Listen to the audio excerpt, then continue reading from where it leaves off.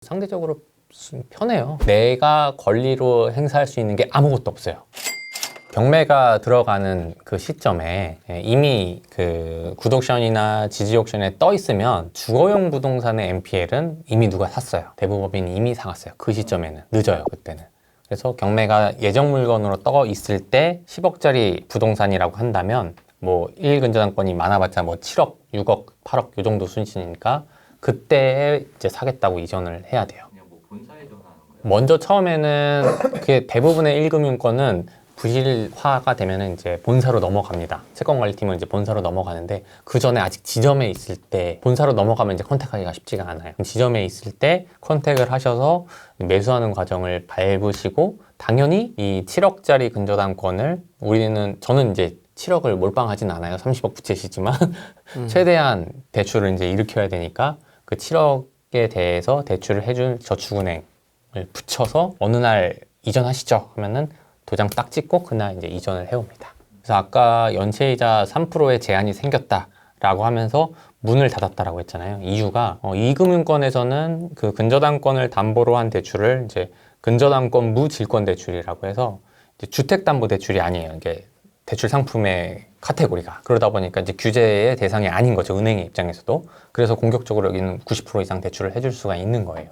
그러니까 내가 안 해주는 거를 딴 곳에서 안 해주는 걸 해주니까 금리를 좀 높게 가져가겠다. 그래서 보통 6%, 7% 내외의 이자를 물려요. 근저당권의 연체이자를 3%만 추가할 수 있다라고 하게 되면 지금 정상금리가 2%, 3%인데 3%만 붙이면 5%, 6%잖아요. 그럼 근저당권에 5%, 6%의 이자만 붙고 있는 상태에서 질권대출로 5%, 6%를 이자가 또 나가면 연체이자 받아서 질권대출 이자 이렇게 내는 구조가 되잖아요. 그래서 이제 이게 마진이 안 남게 된다라고 해서 이제 문을 닫게 된 거죠. 근데 그거를 이제 해치할 수 있는 방법으로 뚫어내면은 이제 아무도 못 사고 있으니까 이제 좀 수월하게 가지고 와서 6%의 이자를 내고 나도 충분히 수익이 난다. 상대적으로 편해요. 이제 아파트는 내가 사서 파는 시점에 이게 어느 정도 좀 올라줘야지 거기에 대한 마진을 먹는 건데 얘는 7억에 사면은 6%씩 계속 쌓이고 나가니까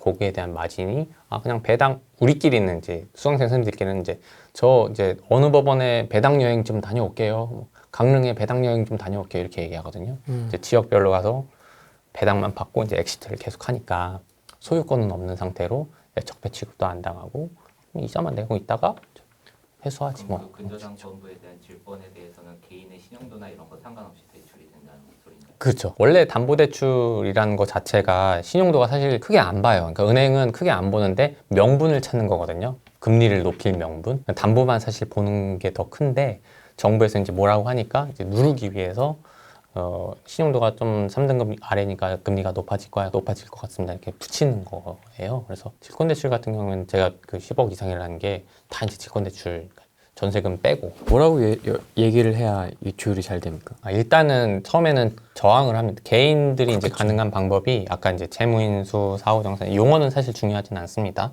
대위변제 이렇게 방법이 있는데 채무인수나 사후정산 같은 경우에는 좀 권장하지 않는 방법이에요.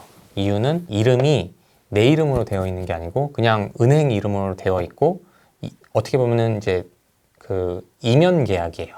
배당을 받고 나서 우리끼리 좀 정리를 합시다. 이런 이면 계약이라서 내가 권리로 행사할 수 있는 게 아무것도 없어요. 돈만 지불하는 거예요. 은행이 알아서. 그래서 제가 아까 그 중간에 업체를 끼는 거를 하지 말아라 라고 얘기하는 게 여기서 사고가 많이 터져요. 배당을 받고 나서 나한테 줘야 되는데 안 준다거나 얼마를 주기로 했는데 그 금액을 다 안 준다거나 그래서 여기서 사고가 터져서 끼지 말아라 라고 얘기를 좀 하는 편이고 그다음에 은행에 이제 가지고 올 때는 개인은 대위변제만 가능해요. 대위변제라고 하는 그 항목이 또 따로 있어요. 법에. 채무인수나 사후정산은 내 이름으로 가져오는 게 아니고 은행 이름으로 두는 거. 근데 론세일이라고 하는 게 가장 기본이 되는 방법이에요. 근저당권 이전의 방식이.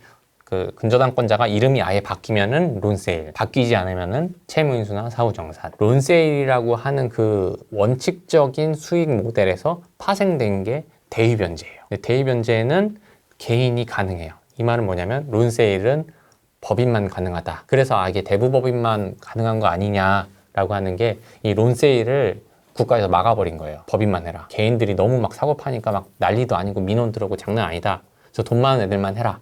라고 막았더니 이제 파생된 수익 모델이 탄생을 해서 대입변제라는 게 탄생을 했고, 요거는 이제 근저당권자 이름을 바꿀 수가 있어요. 처음에는 은행이 사겠다라고 하면 이제 저항을 합니다. 왜냐면 은행 입장에서도 사실 이게 꿀이거든요. 그냥 가만히 앉아 있으면은 원래 한 2% 3% 받아야 되는 게 연체 이자를 받을 수가 있으니까. 그래서 안 팔고 싶어 하는데, 론세일로 접근하면은 일단은 우리는 거래 안 합니다. 이렇게 안 팔아요. 지금 주거용 부동산을 전제로 했을 때. 왜냐면 가만히 앉아 있으면 다 배당 받으니까. 대입변제라는 방식은 뺏어오는 거예요. 어떻게 보면 은행의 의사와 상관없이 내가 채무자한테 빚을 너 대신 갚아줄게, 그러니까 너의 권리를 나한테 줘. 계약이 아니고, 상호 동등한 계약이 아니고 변제를 해주고 뺏어오는 그런 구조거든요. 그러니까 은행의 의사는 상관없어요. 계약서로 들어간 게 아니기 때문에.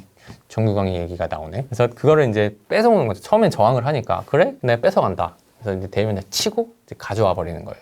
강제로 내가 이제 배당받을 권리를 획득하게 되는 구조로 가져오게 되는 거죠. 그래서 아까 소상공인의 시장이 별도로 존재한다라고 하는 이유가, 이쪽 시장은 아직 그렇게 큰 자본력이 있는 시장들이 안 들어와요.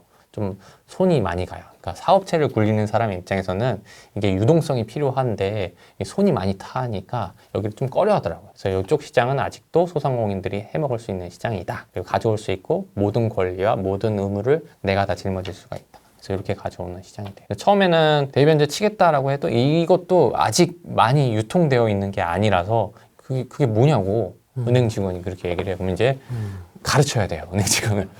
이게 어떠한 제도고 준법함 CP에 한번 확인을 해보셔라. 이전을 해주셔야 된다라는 과정을 거쳐서 이제 이전을 해오는 거죠. 이제 가만히 앉아있다. 그런 것들을 이제 선생님들께서 이전을 해오고 가만히 앉아있다가 이제 배당기일이 되면은 이제 때에 맞춰서 법원에 가서 이제 수금을 해오는 거예요. 배당금을 받아서. 그 서류 뒷면에는 소유권을 갖고 있었던 적이 한 번도 없기 때문에 적폐 세력은 이제 카테고리로 들어가진 않죠. 저는 이제 만족해요. 저는 만족하는 게, 어려워하시거든요. 어려워하셔서 만족해요. 들어오는 사람이 자체가 이게 어려워한다라는 게 진입장벽이 되어줘서 넘어온 사람만 해먹을 수가 있기 때문에 상대적으로 선생님들도 진입을 많이 못 하시더라고요. 일단 들어오면 난 해먹을 수 있다 라는 생각 때문에 저는 좀 만족을 하는 편입니다. 아무도 제가 얘기하는 얘기는 다른 선생님들은 못하고 계시더라고요. 저한테 의존하지는 말라고 얘기를 해요. 이제 궁극적으로는 독립을 하셔야 하니까 어떻게 판이 흘러가는지는 다 보여드릴 수는 있지만, 이게 처음에 여기도 역시 서로 인맥으로 연결되어 있는 시장이다 보니까 한번 물꼬는 트여드릴 수가 있다. 저의 거래처를 뺏어가지지 마셔라. 진짜 별의별 사람이 다 있더라고요. 저는 이제 좋은 마음에 이게 한번 물꼬를 터트리는 걸로 알려드렸는데, 이제 이게 여기 바닥이 좁아서 뒤로 이제 무슨 짓을 하는지 얘기가 다시 들어와요. 이제 대표님 혹시 그분 아시냐고. 예, 안다고, 저 친하신 분이라고. 이제 뒤에서 이제 그런 얘기가, 그랬냐고. 이상하다고. 앞에서는 저한테 선생님, 교수님 그랬는데, 이 시장이 또 돈 앞에서는 사람이 어쩔 수가 없나. 방법론은 다 알려드려요, 대신. 이게 제가 어디서 컨택을 했고, 어디서 바닥부터 굴렀고, 어떠한 요소들이 필요하다. 이런 건 알려드리죠. 쉽지는 않아요. 초보자분들은 뭐 물건의 종류는 상관이 없습니까? 주거용, 주거용으로 한정합니다. 상업용이나 공업 용은 처음에는 하지 말라고 해요. 비축. 그러니까 예를 들어서 채무인수나 사후정산 방식으로 나오는 물건들은 대부분이 다 상가, 토지 뭐 이런 거밖에 안 나와요. 주거용 물건은, 왜냐면 이제 알잖아요. 이게 100% 배당이 된다. 이 낙찰가가 충분히 받쳐지니까. 그래서 사실 다 사고 싶어 해요. 들어오는 사람이 이거는 사오기만 하면 돈이 되는데, 이걸 다 느끼고 있으니까 주거용은 경쟁이 박 터져서 개인한테 나오는 물건은 이제 상가나 토지 이런 것들만 공장 이런 것들만 나오는데, 처음에 할 때는 이런 거에 대해서 가치 판단하기가 쉽지가 않으니까 주거용으로 좀 한정 지어서 하셔라. 쉽지 않은데 제가 이제 옆에서 서포트는 하겠다. 주거용 한 바퀴 돌려보고 가셔라, 이렇게 얘기를 하죠. 주거용이 편하니까 시세가 딱 나와 있고 얼마에 낙찰될 거라는 거 딱 보이고, 배당이 충분하겠다 딱 보이고.